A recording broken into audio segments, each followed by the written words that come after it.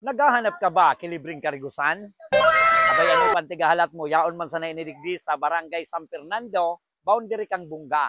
Kung nahiling tabi nindo ang tulay na iyan dyan, iyo na tabi ito. Kaya kung matatanaan nindo, depende sa karigusan, igwaman tabi ligding tulong klase kaya sagurong. Ayan, tulong klaseng sagurong, iba-iba tabi kaya ang lasa kan tubig. Igwang masiram, igwang matabang, igwang mahames.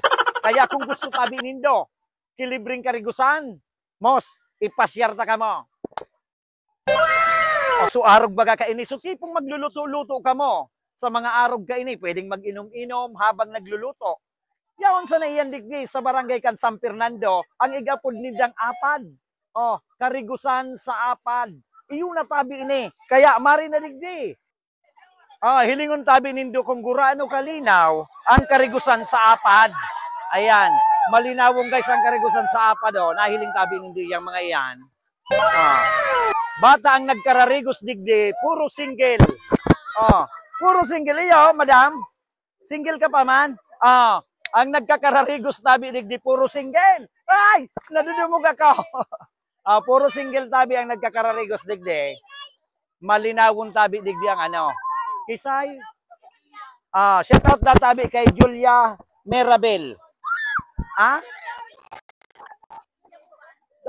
Shout out nga pini pa lang kay Julia Buban. May sadiri kang RMB. May sadiri kang RMB. Ay.